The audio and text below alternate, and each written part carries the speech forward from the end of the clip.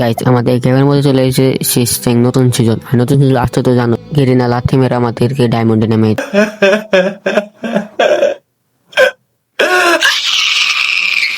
তো আজকের এই ভিডিওতে আমি দেবো সেরা 5টি টিপস। এগুলো যদি পরে কল তাহলে সবগুলো ম্যাচ উইন হয়। তো এখনই এত বেশি খুশি হয় না, ভিডিওটা আগে শেষ পর্যন্ত দেখো।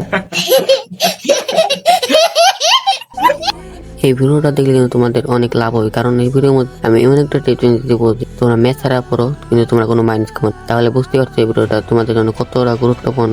সর্বপ্রথমে টিপস নাম্বার 1 হচ্ছে লডার। তোমরা কিন্তু লডারের মধ্যে অনেকেই টিম বুস্টারটা ইউজ করো। টিম বুস্টারের কাজ হলো, যখন তোমার টিমমেট তোমার আশেপাশে থেকে নক হবে, তাহলে তোমার কিন্তু একটা হেল্প অপশন লেখা আসবে। তাহলে কিন্তু তুমি যদি এখানে ক্লিক করো তাহলে কিন্তু তোমার টিমমেট নিজে নিজে রিভাইভ হতে পারবে। এখানে দেখো আমি কিন্তু নক হয়ে গেছি, আমার টিমমেট টিম বুস্টার ছেড়েছে, তার কারণে কিন্তু আমি নিজে নিজে রিভাইভ হয়ে গেছি। টিপস নাম্বার 2 হচ্ছে, তোমাদের যদি কোনো স্কোয়াড না থাকে তাহলে কিন্তু তোমরা র্যান্ডম প্লেয়ারের সাথে ম্যাচ স্টার্ট করবে না। তোমরা ওয়ার্ল্ডে ঢুকে তোমাদের পছন্দ মতো প্লেয়ার দেখে তোমরা ম্যাচ স্টার্ট করবে, তাহলে কিন্তু তোমাদের বেশিরভাগ ম্যাচই উইন হবে।